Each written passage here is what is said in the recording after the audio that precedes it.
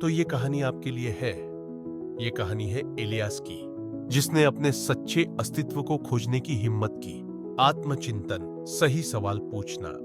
एक शाम जब सूरज पहाड़ियों के पीछे ढल रहा था और झील के पानी पर उसकी सुनहरी परछाई खेल रही थी, इलियास अपने साथ एक पुरानी डायरी लेकर बैठा। उसने गहरी सांस ली और पहला सवाल लिखा, मुझे सच में खुशी कब मिलती है। उसका मन बचपन की यादों में चला गया। बड़े ओक के पेड़ के नीचे बैठकर पेंटिंग करना, रंगों को मिलाना, ब्रश की हल्की छुअन को महसूस करना। उसने और भी यादें लिखी, वो पल जब उसने खुद को सबसे ज्यादा जिंदा महसूस किया था। लिखते लिखते उसे एहसास हुआ कि वह किसी और की कहानी जी रहा था, अपनी नहीं। दूसरा कदम, अपनी ताकत और कमजोरियों को पहचानना। अगली सुबह इलियास ने खुद से पूरी ईमानदारी बरतने का फैसला किया। उसने अपनी खूबियों की लिस्ट बनाई, दयालुता, रचनात्मकता और धैर्य।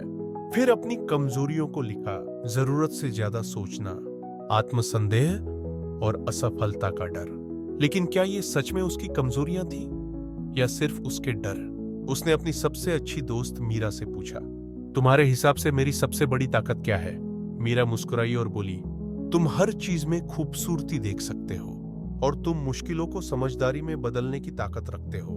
मीरा की ये बातें उसके दिल में गूंजने लगीं। शायद उसका आत्मसंदेह ही उसकी सबसे बड़ी रुकावट थी।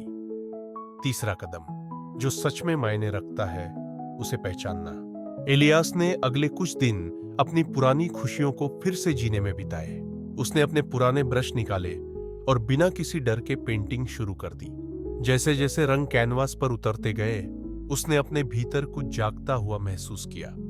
यही तो वह था, यही तो उसकी असली पहचान थी। उसने अपनी जिंदगी के उन फैसलों पर सोचा जो उसने सिर्फ दूसरों को खुश करने के लिए लिए थे। अगर पैसा मायने न रखता तो वह क्या करता? जवाब साफ था, पेंटिंग करता, कहानियां लिखता और दुनिया को नए नजरिए से देखने में मदद करता। चौथा कदम, झूठी पहचान और समाज की अपेक्षाओं को छोड़ना। एक शाम इलियास ने हिम्मत जुटाई और अपने माता पिता से खुलकर बात की।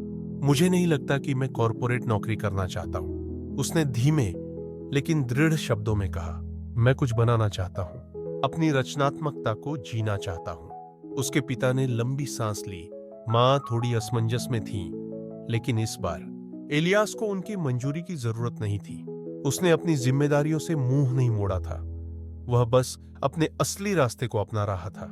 जब वह घर की ओर लौटा तो उसके कंधों से एक बड़ा बोझ उतर चुका था। अब उसे समझ आ गया था कि दूसरों की उम्मीदें उसका बोझ नहीं थी। पांचवा कदम, हर दिन सच्चे खुद को जीना। उस दिन के बाद इलियास ने खुद से एक वादा किया कि वह अब बिना किसी डर के अपनी सच्ची पहचान को जिएगा। उसने हर दिन पेंटिंग शुरू कर दी, अपनी कला को ऑनलाइन साझा किया और धीरे धीरे छोटे प्रोजेक्ट्स भी मिलने लगे।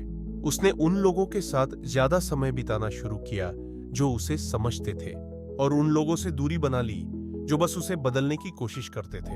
हर दिन उसकी दुनिया पहले से ज्यादा साफ और खूबसूरत लगने लगी। उसे एहसास हुआ कि जो कमी वह महसूस करता था वह कभी बाहर थी ही नहीं, वह तो हमेशा उसके अंदर थी, बस उसे खोजने की देर थी। कुछ महीनों बाद जब वह फिर से झील के किनारे खड़ा था, पानी में तारों की झिलमिलाती परछाइयां देख रहा, तो उसने मुस्कुराकर खुद से कहा, अब मैं खुद को पा चुका हूं और इस बार मैं इसे खोने नहीं दूंगा।